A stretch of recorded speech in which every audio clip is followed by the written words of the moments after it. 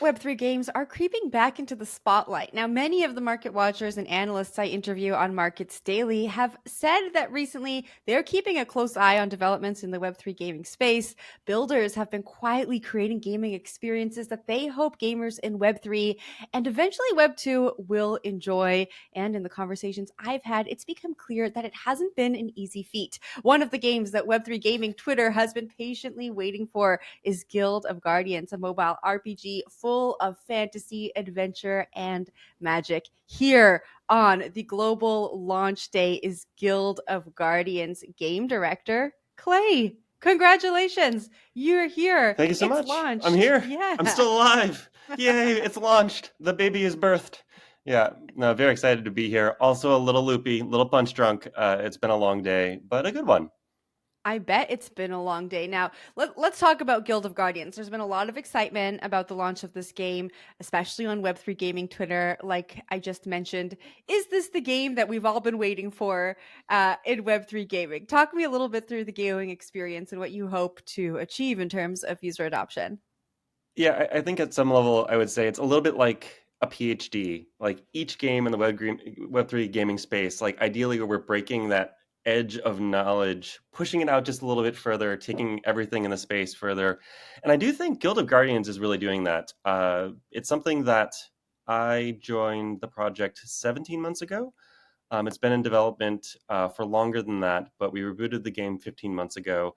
And it's kind of been built from the ground up to win in the current sort of like Web2 mobile space in an area that is not quite consolidated, that sort of squad-based RPG, gacha game space.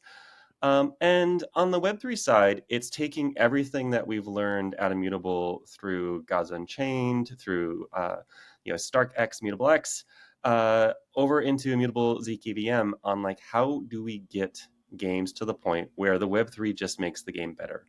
And Guild of Guardians is a huge step forward on that front because you can get into the game with your passport. That's really the friction point, like using Google to sign into your passport, and then you're into the game. And like as a gamer from that point on, you really don't need to know a ton about Web3. You said it's built for a Web2 mobile audience. It's built with that audience in mind. Why even say it's a Web3 game if we're trying to win over these people who have previously been skeptical of Web3 games? At the moment, it's still a challenge, and everyone wants to do it. I think we're learning more and more about how we do it, and I think Guild of Guardians is taking a step forward there. And there's really kind of two main paths that I'm seeing at the moment. One is just going full degen heavy, and like that's fine, but it's kind of just glorified gambling at the point, and you really boil it all down. And is it gaming? Yes, that's actually gaming. But when it comes to having like a gamified like game that people are playing, we're still trying to find that balance of that really engaging experience that you would play Web2 only that happens to have these Web3 elements, and like how you bring that massive gamers into the mix. The Guild of Guardians approach, where we're really trying to get, not just thousands of people, but hundreds of thousands, up to, potentially, if we manage to just hit that sweet spot that is really, really hard, the millions of people. Like, it's a much harder road to hoe at the moment, but I think it's really worthwhile because the learnings that you get there lead you to where crypto needs to be to really go mainstream. Let's take a little step backwards. Talk to me a little bit about your background. How did you end up building this game? How did you end up with this dream to onboard millions into this new way of gaming? I didn't start there, but like the TLDR for Clay is I've been in gaming for 24 years now, and I've done just about every job there is to do in gaming. A lot of my games from my early days are still alive. Lord of the Rings Online, hitting Sweet 16, which is a long time for a game still be running. Um, Translated all of that into my first job as a game director, which was Magic the Gathering Arena. Definitely my most successful game to date. Billions in revenue, millions of players. And from there, actually changed tack a little bit. Some of it was seeing how much value I was trapping in this ecosystem that felt bad, particularly with card games coming from cardboard that you could own to digital that you couldn't. Before you know it, you're in Sydney, and you're like, hey family, we've got to move to Sydney. And they're like, what? And I'm like, yeah, we're moving to Sydney. We're going to go to Australia and I'm going to do this crypto thing. Because some of it for me is even from MMORPGs to free to play to now crypto. I've always tried to be at the bleeding edge of where we're exploring. You named some pretty big games there. Talk to me about how you go from working on the development of some of the more well-known games in the gaming space to picking up your entire family and moving to Sydney to work on something that many think is very niche, that no one has really cracked the nut on yet. Um, what took you down that journey? What makes you a believer? Some of it was a conversation I had with Alex Conley, the CTO, and the way he broke down crypto tech to me, I'm like, okay, I get it. Like, you get how to translate this pretty obscure thing into a language that humans can speak. And the other side of it was like building immutable. I was really aligned with the vision. One of the things I was looking for was essentially, I want to prove that you can build a company where you can succeed without brilliant.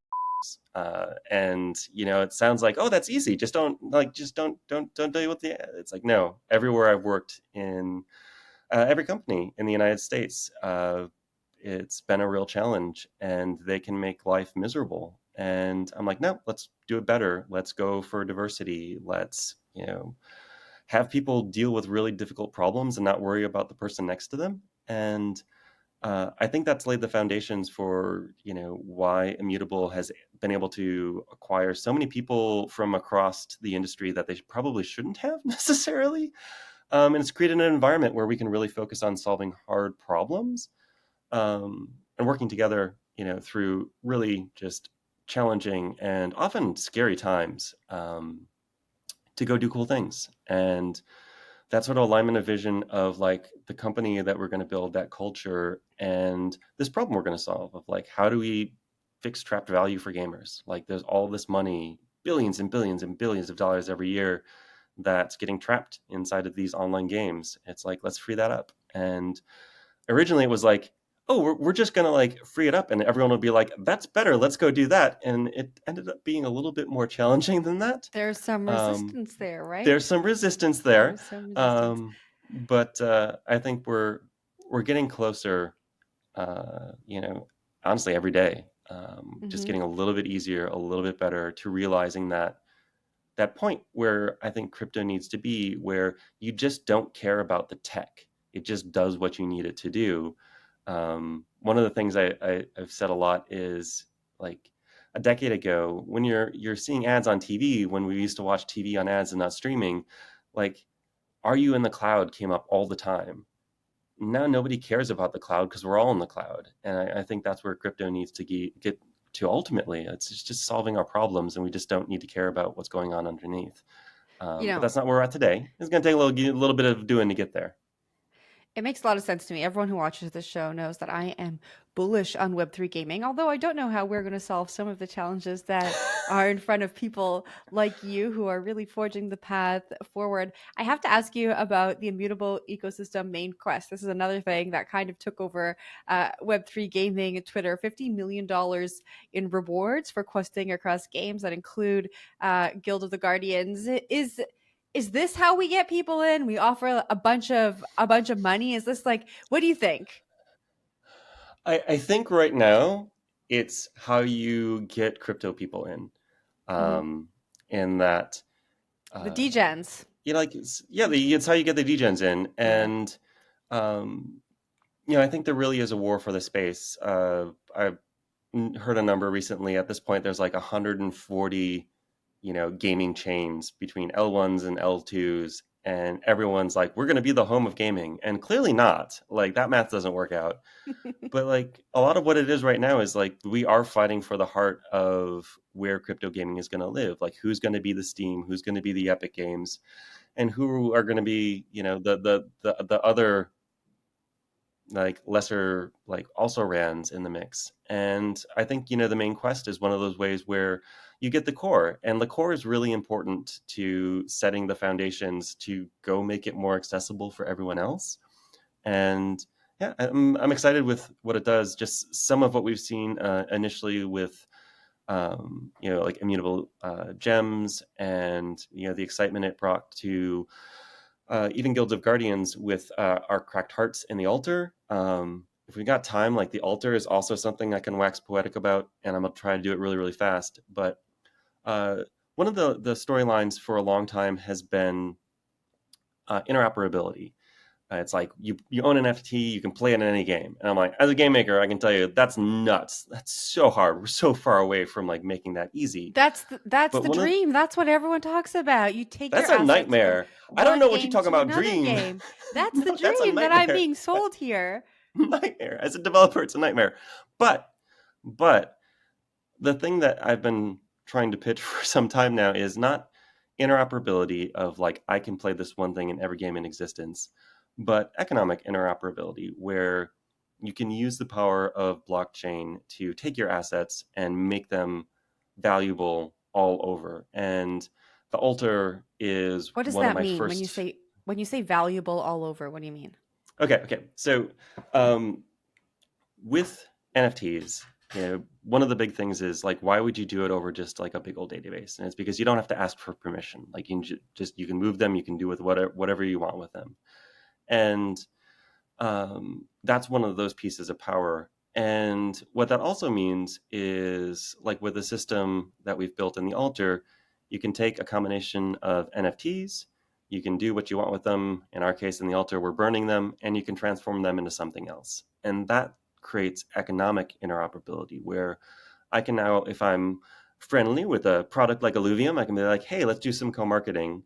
Let's set a recipe. We're going to burn some alluvials. We're going to burn, some of whatever resource that you've got in your game. And you can start taking different communities and engaging them together. One to like, I need to go over and check out this alluvium store to buy resources to forge the recipe for the game that I want to play, Guild of Guardians, or vice versa.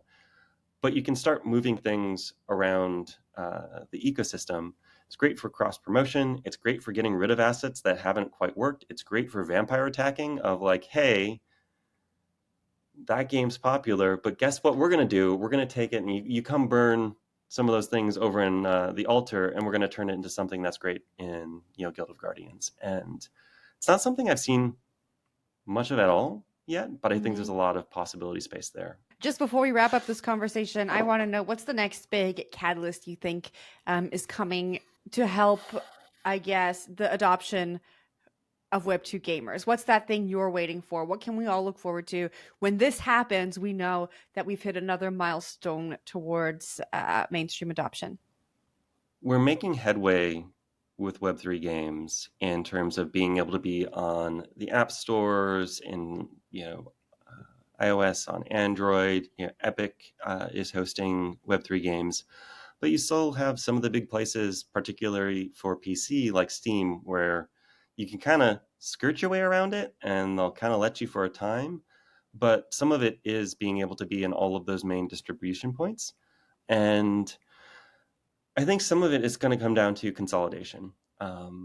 Right now, gamers are spread all over, Web3, and there is an economy of scale to having a lot of eyeballs and a lot of people in one place. And that's not centralization isn't necessarily the ethos of crypto, but I think we're going to need to see some of that to solve problems just a couple of times instead of like we're trying to solve the same problem right now, hundreds of times across all of these different chains, from all of the basic stuff like purchasing to minting. Getting some of that consolidation of learning, I think, is going to lead to that sort of like domino effect. And it's actually one of the things I'm really excited about, working at Immutable, between just, our close studio partner games like Shardbound and Metalcore, to like the wider ecosystems, your Alluviums and beyond.